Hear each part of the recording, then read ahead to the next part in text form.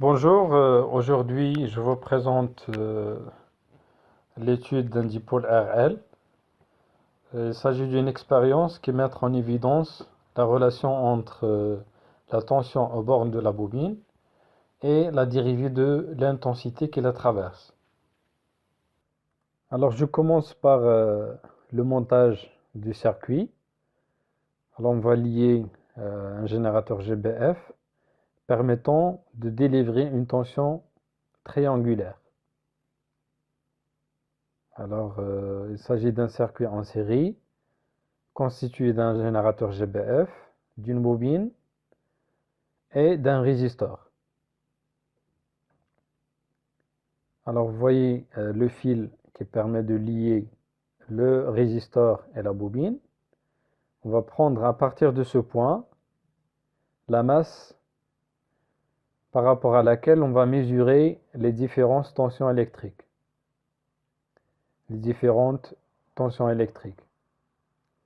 Alors, aux bornes du résistor, on visualise la tension UR sur la voie YA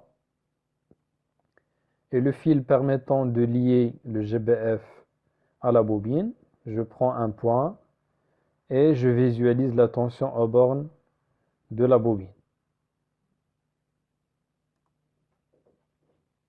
Et voilà, après bien fixer les fils, on observe sur l'oscilloscope un oscillogramme stable de deux tensions électriques, la tension UR aux bornes du résistor et la tension UB aux bornes de la bobine. Un signal triangulaire et un autre rectangulaire. Alors sur l'oscilloscope, on peut lire aussi les différentes sensibilités. Vous voyez sur la sensibilité de gauche, c'est la sensibilité de l'entrée YA. On a 2 volts par division. Alors sur la sensibilité de YB, on peut lire 0,5 volts par division. Et la sensibilité horizontale, elle est de 0,5 millisecondes par division. Alors au cours de cette expérience, on a utilisé une résistance ou bien un résistor de résistance R égale à 10 kΩ. Vous voyez sur ce dipôle-là, 10 fois 1000, donc c'est 10 kΩ. Et sur la bobine, on a fixé une valeur de 0,2 Henry. Et voilà, c'est terminé pour ce montage et on va passer à l'exploitation de ces résultats. Alors on a résumé tous les résultats de l'expérience sous forme de schéma. Alors on a utilisé ce circuit, un GBF qui alimente un circuit constitué d'une bobine sur laquelle on a réglé une valeur de 0,2 Henry avec un résistor de résistance R' égale à 10 kΩ. Sur le schéma, on a reproduit même l'oscillogramme qu'on a obtenu, donc un signal triangulaire et un signal rectangulaire. Alors d'après le comportement de la bobine, le signal continu, c'est le signal de UR parce que la bobine retarde l'établissement du courant électrique, alors que le signal qui saute d'une valeur à une autre, c'est un signal qui apparaît discontinu, donc c'est la tension UB. Alors on va commencer l'exploitation de ces résultats en s'aidant de quelques questions. Alors première question, montrer que dI sur dt égale à moins 1 sur R', dUR' sur dt. Alors on va exploiter la loi d'Ohm. On sait que UR' égale à moins R' fois I parce que le conducteur ohmique est en convention générateur. Vous voyez la flèche de UR' et la flèche de l'intensité sont de même sens. C'est pour ça qu'on a mis un signe moins. Alors I égale à moins 1 sur R', UR'.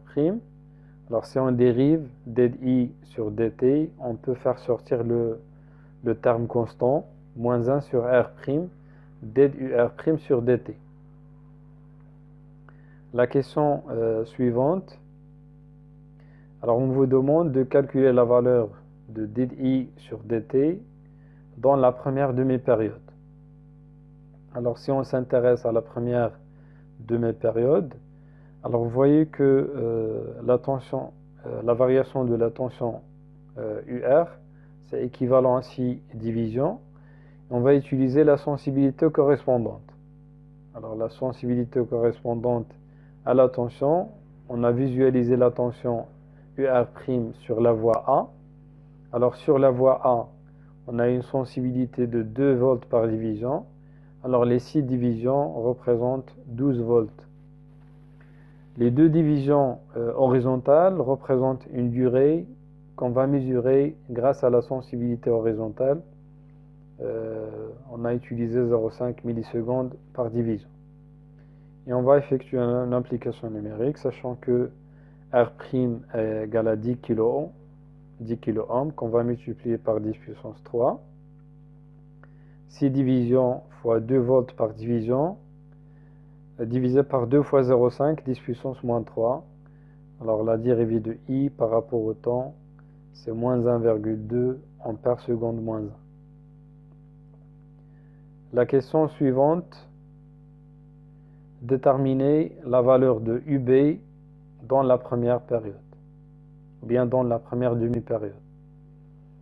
Alors vous voyez d'après l'oscillogramme que la tension UB est représentée par un trait qui se trouve au-dessous de 0 volts avec un nombre de divisions de moins 0,5 divisions.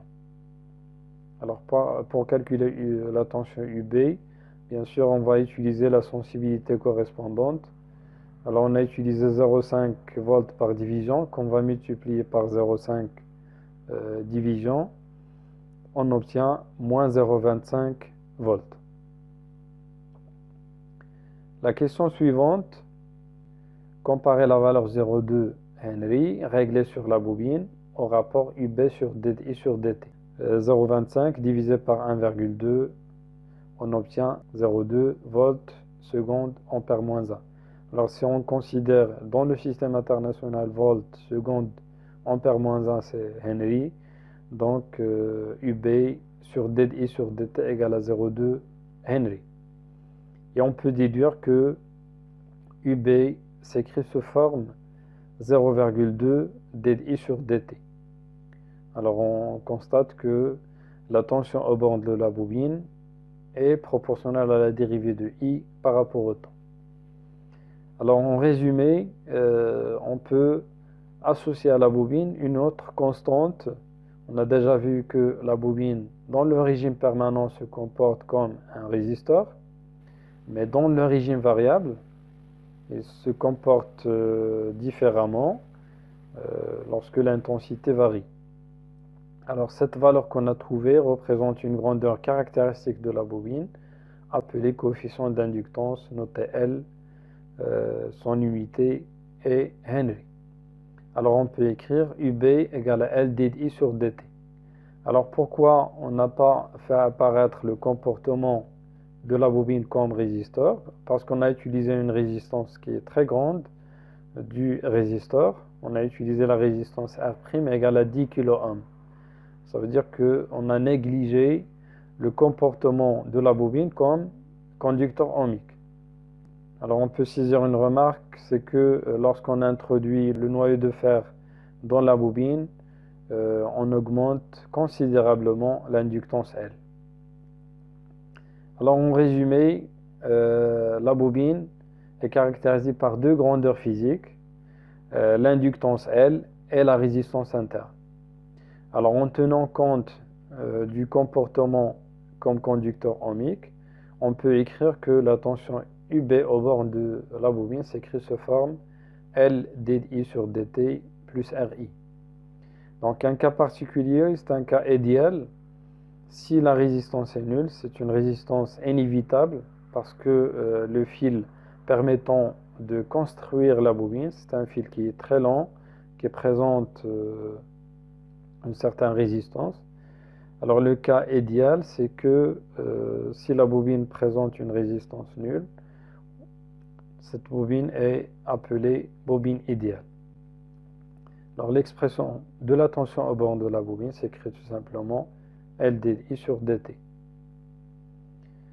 Alors c'est terminé pour cette partie concernant l'exploitation des résultats expérimentaux et la recherche de l'expression de la tension aux bornes de la bobine en fonction de l'intensité qu'elle traverse. Merci d'avoir suivi cette capsule. On se verra Inch'Allah prochainement.